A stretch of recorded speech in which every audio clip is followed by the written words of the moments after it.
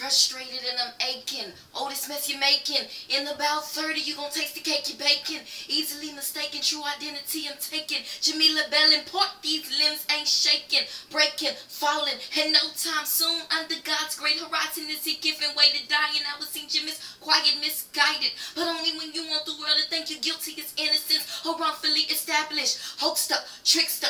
Turn around and did the hokey pokey. Then you put your left fist in. You're disturbing, you disgusting, you disgust me. And I ain't being rude, but I never like to bully all you inside. Happy wanna bring somebody down, make a queen feel wheezy. Borderline queasy, won't be down on myself if these girls ain't never liked me. Haters hate me easy, but God shows me that he loves me. Got me, much more for me. I'll hold on, I'm still writing on the story. Won't be down on myself, cause these girls be acting funny. It ain't meant for us to mix. Oil and water ain't clingy. Hashtag please, you know I never like to bully. So, this is me talking about, yesterday I talked about bullies, or people being bullied, and my experience with bullying, and I want to do a little bit more of that, and include a little bit of my beautiful reject story in there. So, I think some of my closest encounter, okay, I'll take it back to when I was in elementary school, because that was like my first experiences with being bullied. I was in Dallas, Texas. I went to Edison Teich Academy Elementary. I was in 6th grade. I had a few other encounters, like in 5th and 4th, at least probably once or twice with girls like talking hype to me, just because I had my own style and I wasn't really like rough around the edges like most of the kids at that elementary school out there in Pleasant Grove in Dallas, Texas, because I was just, you know, a little church girl, just like to look cute and wasn't really rough around the edges like that. Sometimes they would come up to, like one time this girl came up to me. I remember this teacher ran me on an errand and I just went in the music class to tell the teacher something, and then this girl just came up to me and like she put her body all up on me, like, and then I was like, what is going on? And then she was like trying to fight me, but she was trying to like feel me up, like see if I'm hard, so I was just going with her like this way, but we were standing up, like I didn't know what was going on.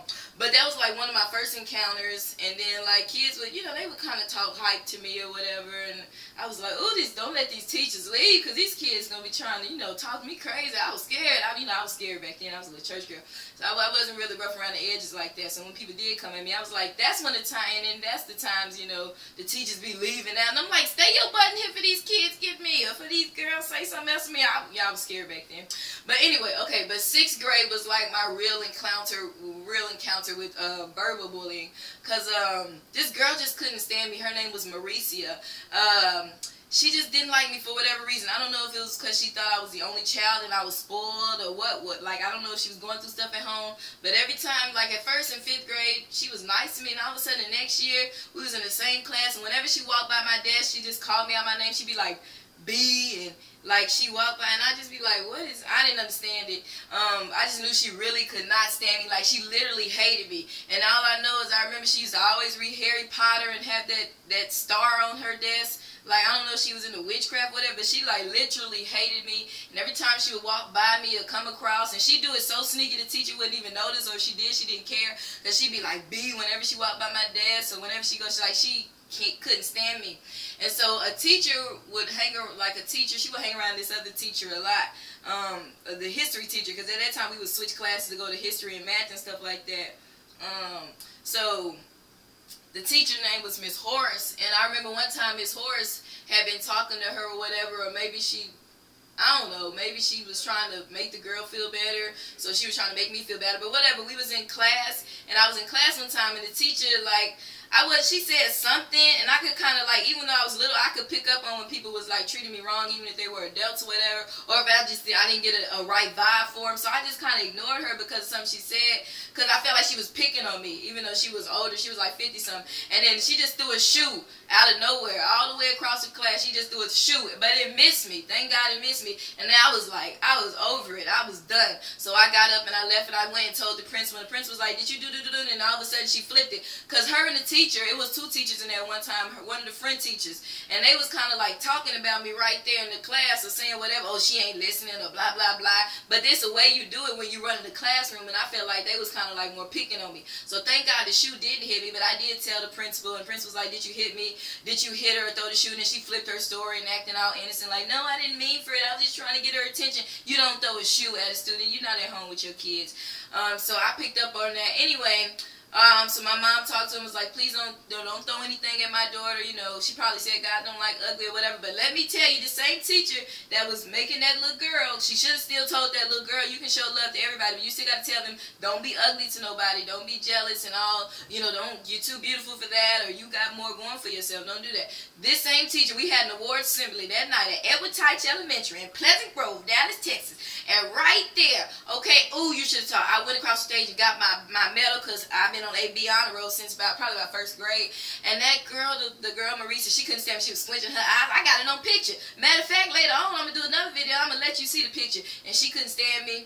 And so, of course, I used to like to take pictures since I was little, so I posed, and she was just squinching her eyes. But that teacher got up there and fell right off the stage. She fell right off the stage, and she had to go to the hospital. She was out of school for like a whole week. And that's how I knew that God had my back, because God don't like ugly. That little girl would put me through, like, that little girl was so mean and hateful to me. I didn't understand it. I was a sweet little girl. Like, that was unnecessary. She would call me a B and everything, but that teacher fell off the stage that night. She broke her leg, and she had to go to the, she had to be out of school for like a week or so. And ever since, when she came back, she kind of started trying to act sweet to me or whatever, because it's like she knew she was wrong. She knew that God had got her, because God don't like ugly. When I tell you that lady fell right off the stage and broke her leg because of how she was acting, because what she did was wrong, God got her right then and there. Okay, so that was Edward Teich, Pleasant Grove. And oh, yeah, that was my little beginning. I told y'all since I was about 12, I was kind of different as far as growing into myself. And God just had a mark on me. And, you know, I was a little church girl, but it was just something he had on my life. Sometimes kids would pick on me or whatnot. And then sometimes they come back around and be nice to me once they got used to me. That would happen a lot, too. Even when I got in college, that happened a lot.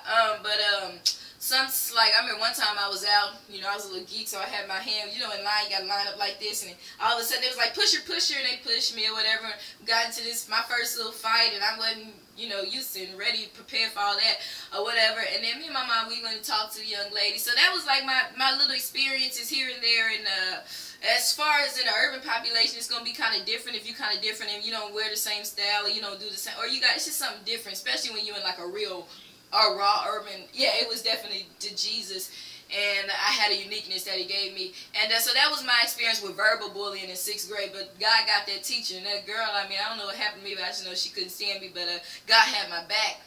So 7th grade though, and that was like 6th grade, I think, or 5th grade. That was when I realized I kind of started liking the library. I saw that as like an outlet, reading and all that, and I got into Native American culture. It wasn't until I got to 7th grade, went to W.E. Griner. When I say, you watch one of my other videos, I was talking about how I was lonely at times and I went through growing up, and yes, still lonely at times, and how friends would leave me or whatever. Shoot, most of the time, because I haven't met a real friend yet. But at Griner, I found out that I love the library. So what I would do lots of times, since I ain't had nobody to eat with at lunch, I might eat, or I go to the library during lunchtime. I eat real quick and go to the library and just read that whole lunch period. And when I did go outside, I talked about it in the other video, everybody, literally everybody had a little clique, and I was like the only chick outside that didn't have nobody. Sometimes I would get so embarrassed. I didn't tell y'all in the other videos that I would go like run and hide in the portables just because I was like so ashamed. I just, you know, anybody at a young age would be kind of scared to be alone all the time, and that's kind of how I felt myself alone most of the time. And I would notice even when we eat at the cafeteria, I would be stronger as far as I can eat by myself, even though I would rather have somebody to eat with. I eat by myself and I go to the library, but even for those few minutes, some of those kids, like, they would be eating by themselves literally for 5 minutes until their friends would be on their way, but they could not take it. They held their head down until somebody came, and they wasn't going to be on their own like I was the whole time. But some people are just scared to be by themselves even for a few minutes, and they But then when their friends come, they feel like then they can be themselves. But I'm trying to tell y'all, y'all got to learn how to stand on y'all own. The same people you be in a group, you should be an individual first. You should have your own style first. Don't just wait till you get in a group to get buff and get hype or to want to fight. No, something. There's a lot of punks out there. They be quiet, and a lot of these girls and guys, they be quiet by themselves, especially girls. But then when they get with a bunch of other, they want to turn up and all that. That's fake. You really